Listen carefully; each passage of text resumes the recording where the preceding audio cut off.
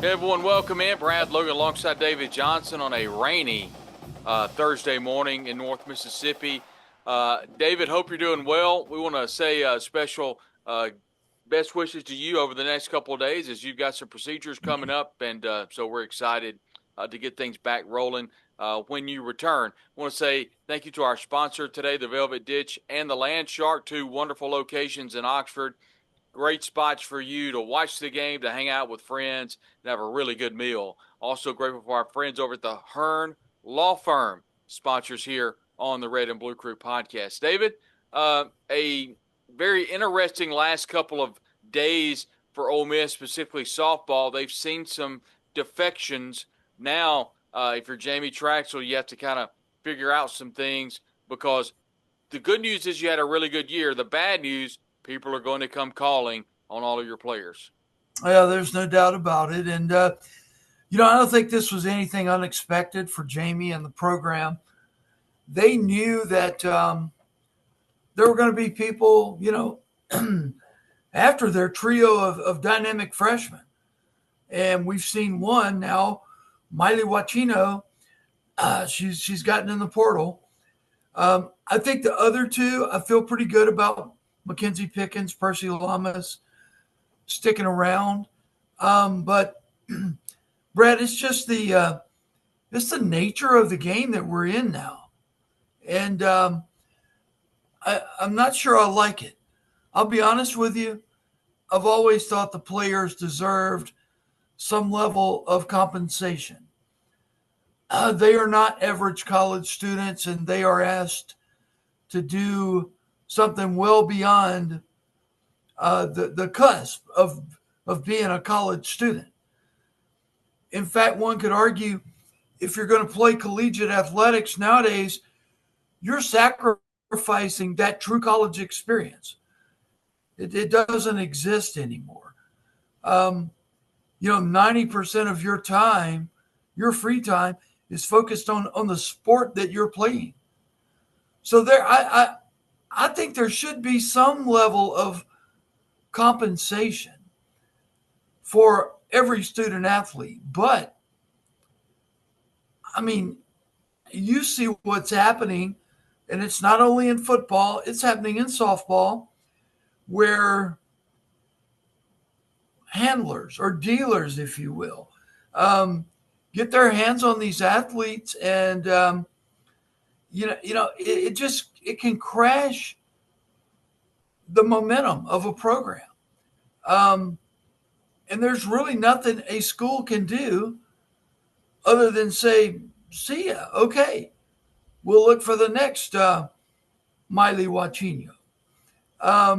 It's kind of disheartening a little bit that you have to go through all this. And as we've said before, you're going through it all with a shade pulled over you.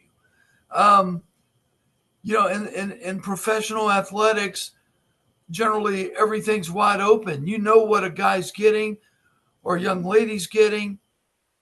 The way this college system is set up, that part's still clandestine. And it leads to, thoughts running amok amongst the most important people that are part of your program, and that's your fan base. And, honestly, that's what I said the last time we were talking. As recruiting reporters, we've got to put more of an emphasis on NIL. Why aren't the questions being asked and reported about how much do you think you're worth? I mean, what are they offering you? I mean, that's the real story right now, Brad. It's not about, I like the color of the uniforms or my daddy went there. It's about money.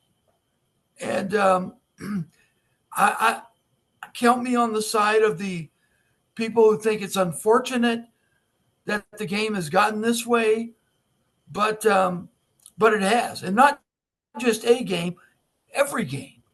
You're seeing it in football, you're seeing it in basketball, you're seeing it in softball, you're going to see it in baseball, you're going to see it in everything.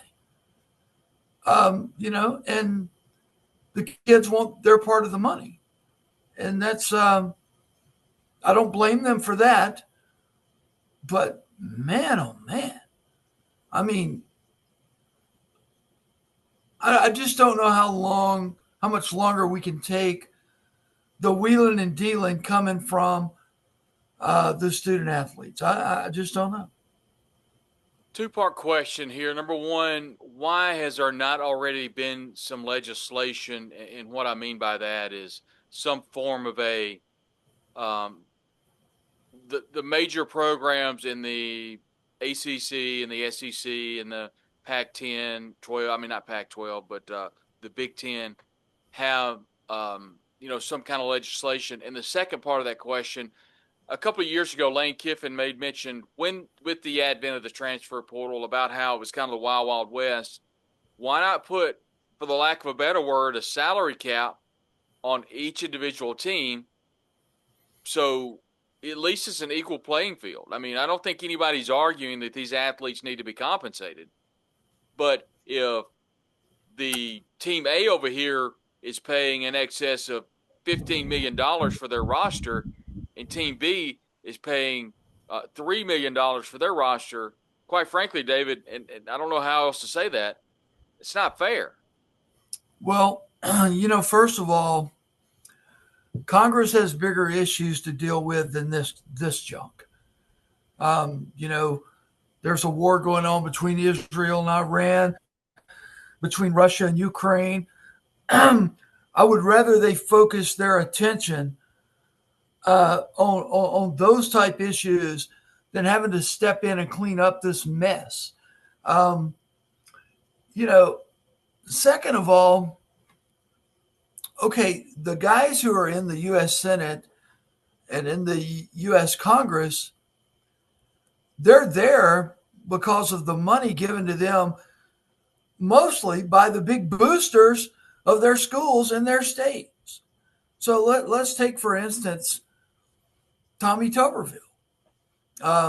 Sure, he's got a lot of Alabama and Auburn football money behind his campaign. I mean, so what's he going to do? Is he going to do something that's going to restrict those guys at Alabama and Auburn from paying the highest price to get players? I don't think you can do that. And then, Brad, even if there is set some type of federal regulation, some type of salary cap for these college programs, that does nothing but take us back to the days of under the table money. Nobody is going to adhere to that. Nobody is going to adhere to it unless there are federal laws that can get you sent to the federal pen for messing with it. And I don't think anybody's ready to do that. I don't think they are. This is a mess. And, I'm enjoying sitting back watching it all play out. I'll admit that. But it's about money. Bottom line, it's about money, period. You have rare cases now of, the Ben Browns of this world and so on that want to play at a certain school. It's really about money. Is there a path to a solution not involving Congress and just involving conference commissioners and the power players of college football? Well, again, I think you get back to the fact there really be no teeth in that. I mean, how can I stop a multimillionaire from somehow funneling money under the table to a student athlete if there's no real repercussions there? And the conferences or the NCAA, they're powerless to do anything like that. So it would take some type of federal law to put some teeth behind cheating in college athletics.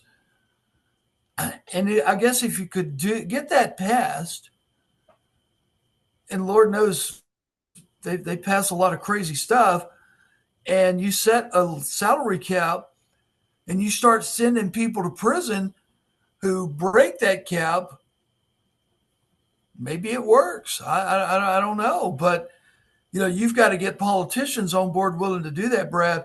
And I don't know that that's possible. They like to talk about it, but I don't know if you're going to see any action. Well, rather than anybody be, penalized for prison or anything, is it something to where, and again, I'm just spitballing here, you circle back and you put some teeth back into the NCAA and then start penalizing the schools? Is that anything that we could look at down the road?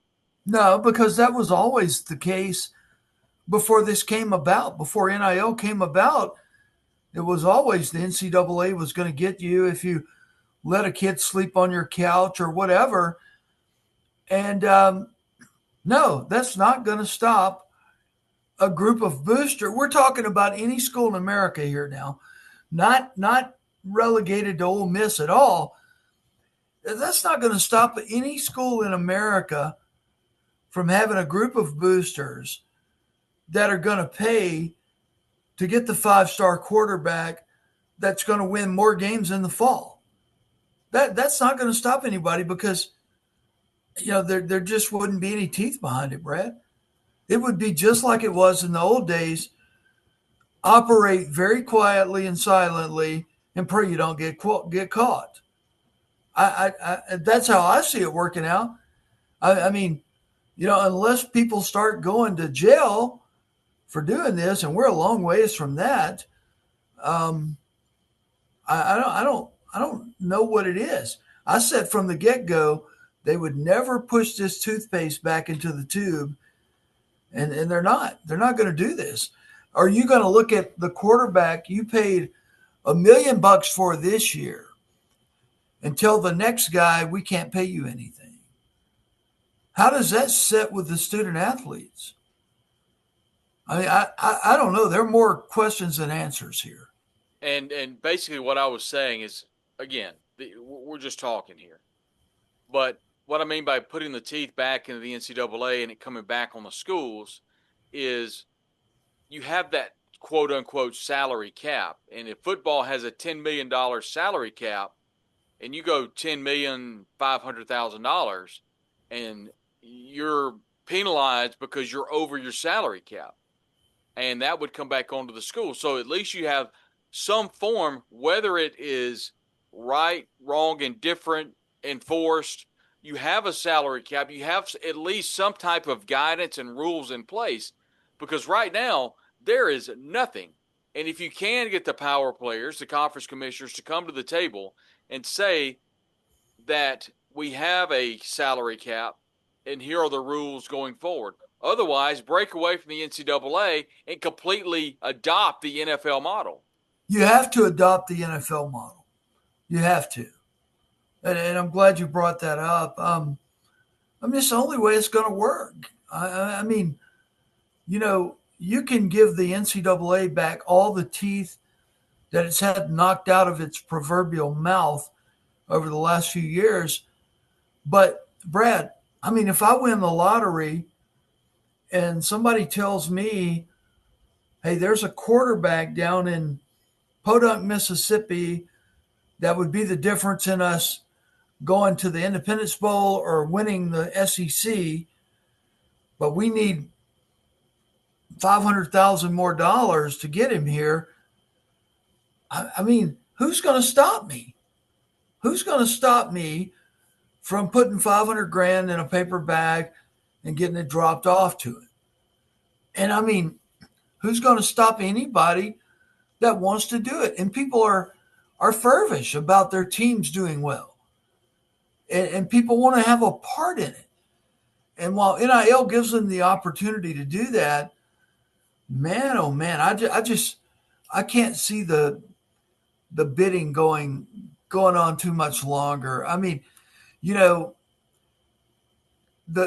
Kennedy girl from Texas Tech, everybody knows she got $1 million. And I personally think it was well worth Texas Tech's money to get her on the roster. But what does that do? Well, I mean, let's just say Molly Wacchino saw that. and she's not getting $1 million to play at Ole Miss. And now she's going, I'm in the open market. I'm not going to be at Ole Miss any longer. That's the problem. That's the ugly underside of this stuff. And man, for me, forever and ever, I loved following a kid who would play 4 or 5 years at Ole Miss. I would get to know the kid, know his personality. Um, and man, come Saturday, man, you really pull for that kid to do well. Now, it's like throwing, names up in the air and seeing where they settle to see who's coming back next year, who's not, um, and all this various reasons. And again, covering high school recruiting and portal recruiting right now is totally freaking silly if all of us are not asking about NIL. You got to ask about NIL. I mean, it's a reality, and that's whether anybody wants you to ask about it or not. That's a big damn factor. And the main pushback I'll give is this.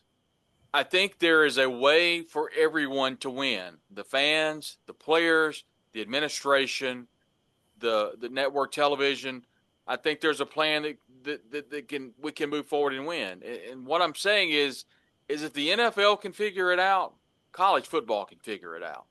Now you don't have to completely go all in with the NFL model, but I do truly believe that with NIL in play, with the way the collectives are set up right now, some form of a regulated salary cap for each program and each sport, and basically come down from the top, whether it be the conference commissioners, the power players of the sport.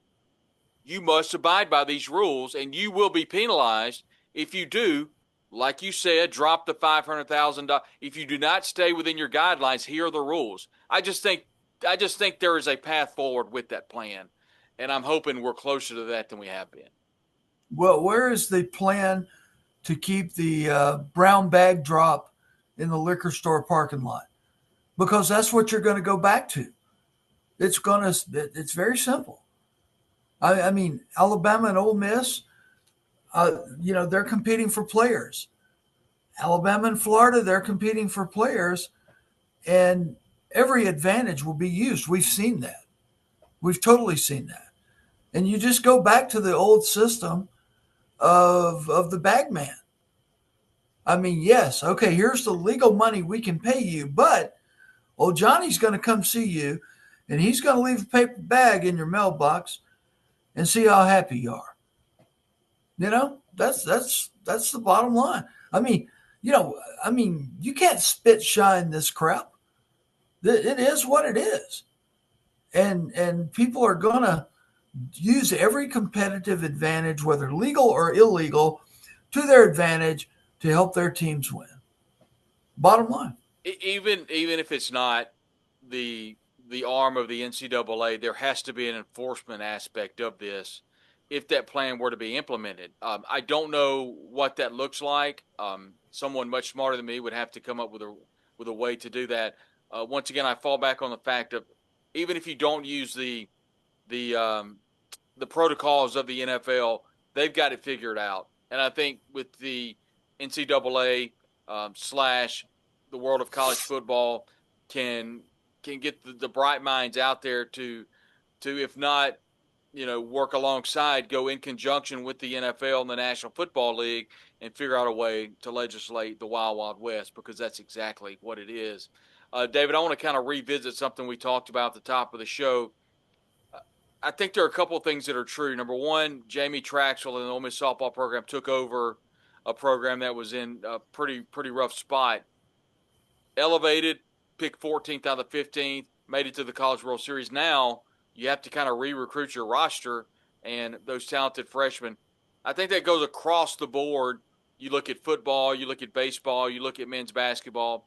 The collective on campus at Ole Miss is in really good shape, and I was told by a source within the collective that financially Ole Miss is in a really good spot in regards to money. how long do you think Ole Miss can sustain success with the Grove Collective? Obviously, the way that they talk and the communication piece is there, but the financial aspect is what keeps the boat afloat, if you will. How long could Ole Miss do this? I didn't know after the 22, 23, 24 seasons if Ole Miss could keep that sustainability and finances. So far, they've done a really good job. Yeah, they have. Kudos to Walker Jones and the Grove Collective. They've been at the forefront of merging their way into this new era of college athletics, and nothing but kudos for those guys and everything they're doing. Um, how long? I don't know. I mean, how long? That's a great question. I don't know. I don't know how long. Um, does your support wane when the inevitable bad season rolls around? Um, do you lose faith in the moves being made? I just can't answer that question. I don't know. Um, everything comes in cycles, and right now we're riding the wave high. But there will be a time where there are going to be some misses in the portal. Recruiting's not going to go so well, and things are going to eventually, come back down to earth. So, you know, do you have the will and the fortitude to force your way through those inevitable times that are eventually going to come? I mean, we've won, 10 or more games 3 out of the last 4 years. That's incredible in this modern era. And sometimes I don't think we back up enough and appreciate the full picture and the job that Lane Kiffin has done. Partly because there's no off season any longer when it comes to football. You go straight from the end of the season to the portal, to high school recruiting, to another portal, uh, to recruiting next year's high school crop. Boom, it's fall camp again. And I think all Ole Miss fans could do themselves a favor, and just back off and look at the big, beautiful, pretty picture over the last 4 years that is Ole Miss football. It's not going to last forever. There's going to be a hiccup somewhere. But to answer your question, I really think it's up to the Ole Miss people, with the way the system is set up now, how well they manage the hiccup and go on to the next greater things. If that makes any sense. Yeah, the numbers dropped. The team numbers, what numbers they're going to wear on the field, the jersey numbers. And I was looking through, and I think Ben Garrett posted an article, and I was looking through, and then someone actually responded to the post. Someone was wearing number 24 this year, and then someone posted a picture of Randy Baldwin. And David, that, of course, Randy Baldwin wore number 24 for the 1989 Ole Miss football team that won the Liberty Bowl over D. Dallas and Air Force. Do you remember what Ole Miss's record was in 1989? 9-3. It was 9-3, 8-4, somewhere in that Yeah, ballpark. I just remember that Ole Miss playing a Liberty Bowl, to me, uh, might as well have been playing in the Sugar Bowl in New Orleans or Oh, the oh Super Bowl. yeah, So it yeah, was a huge deal for me to be able to go to that game. Um, that was the bar. I mean, that was the ceiling, was 9-3, 8-4. I mean, you probably weren't beating Alabama unless it was a special year. You're probably not beating Auburn unless it's a special year. You're probably not beating LSU or Georgia unless it's a special year. There were some wins over those teams scattered in the Billy Brewer era, but for the most part, 9 wins playing Michigan in the Gator Bowl was pretty high cotton back then. And yeah. now you almost scoff at the fact that, well, relegated to the Peach Bowl, should have made the college football playoff and played for a national championship. Kind of disappointed. Again, I'm not asking Ole Miss fans to temper expectation. That's not what I'm doing. I'm just making the fact the times have changed in Oxford. Yeah, no doubt about it. And again, I think all Ole Miss fans ought to take a deep breath, and just enjoy what's going on right now. And I'll tell you this, Brad, I think this is a team that this coming team that is sneakily built to be able to get into the college football playoffs. Um, I've seen these middle of the pack predictions some of these magazines have for Ole Miss in the SEC. I'm not buying that.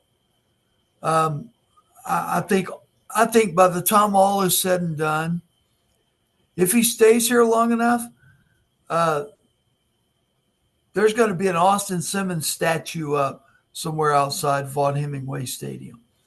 I just believe in the kid. I think he's incredible. And I think a lot of people are going, Ole Miss is going to have a first year quarterback with not much experience this year. Um, probably going to slip back down to the 8-5 mark. I'm not buying that at all. I think this is a team that can easily win 10 games and get into the college football playoffs. And this is the second year in a row, Brad, really the third year in a row. We've been talking without tongue in cheek about Ole Miss being a college football playoff contender. When's the last time that happened? I mean, never. I mean, never. I mean, we talked about historical, markers throughout the athletic programs. I mean, women's basketball they're reaching heights that Van Chancellor reached. Men's basketball, I think, is on a really good trajectory under Chris Beard. Ole Miss baseball, I mean, my Bianco is Ole Miss baseball, off that 22 national championship. Football is at a peak it hasn't seen since 1958, 59, early 60s under Johnny Vaught. And now softball did something they've never done before and reached the Women's College World Series. And even and the finished Olympic ranked sports. and ranked as high as number Yeah. 7 in America in the final polls. I Yeah, mean, Michael we've got Lasasso no winning the national championship in golf. The women's golf team not long ago. Tariq Robinson O'Hagan in track. Yeah. I think you made a really good point earlier, and I don't think enough Ole Miss fans, and me to a certain extent, looking at this thing from 10,000 feet, I say that a lot, really, for the lack of a better word, step back and smell the roses. And understand you can't be complacent. I mean, complacency, if you're complacent in college athletics, you will absolutely be run past very quickly. But I do think there is an aspect of stepping back and appreciating what you have. And I think what's happened under Keith Carter is obviously something that's never happened before. And I think at some point Ole Miss fans need to kind of, and a lot of Ole Miss fans have, David, because I've been told they have, to step back and be appreciative of what they have right now. Oh yeah, no doubt about it. And I know we opened up and did a lot of bitching about NIL and everything, but I got to say this: when was the last time in the history of Ole Miss athletics that the Rebels have been this relevant in so many sports? I mean, you just named them off. I not in my lifetime. I was born in 1971. Not in my lifetime have we ever been this relevant in football, baseball, softball, men's basketball, women's basketball, track and field, golf. It goes on and on. I mean, David, I just thought about something, and I'm going to look this up after we're finished today. Has, in regards to postseason only, football, baseball, men's and women's basketball, softball, have those 5 sports ever made the postseason in the same calendar year? I don't know. That'd be good to look. So definitely something to look up. That would be interesting to look at. Yeah. A lot of positive things happening, and we'll look forward to continue to talk about those as football and SEC Media Day barrels forward. The collective calendar year of athletics is over, but everything is still red hot with recruiting, with all types of transfer portal news, and we'll keep you abreast of that and everything that happens right here on the Red and Blue Crew podcast. David, best wishes to you as you've got some things coming your way. But we'll talk to everyone really soon right here on the Red and Blue Crew podcast. And Brad, if I can, I just want to thank everyone for their encouraging messages and all that. And I couldn't even begin to express how much it means to me, my family, um, because you guys are part of that family. And the phone calls, the texts I'm getting from all of you guys, everyone is appreciated. They all might not go answered because there are a lot of them, but I appreciate everything, and so too does my family. And we're going to get through this thing together, and we're going to come out on the other side very, very good. So Well, we God bless continue to you be all. absolutely. We continue to be thinking about you, Ashley, the entire family, as you go through all of your health events, and we'll be right here for you here on the Red and Blue Crew podcast. I want to say once again, thank you for our sponsors, the Velvet Ditch and the Landshark, two wonderful spots in Oxford to get a great meal, and of course the Hearn Law Firm for all of your legal needs. For David Johnson, I'm Brad Logan. We'll talk to you very soon right here on the Red and Blue Crew podcast.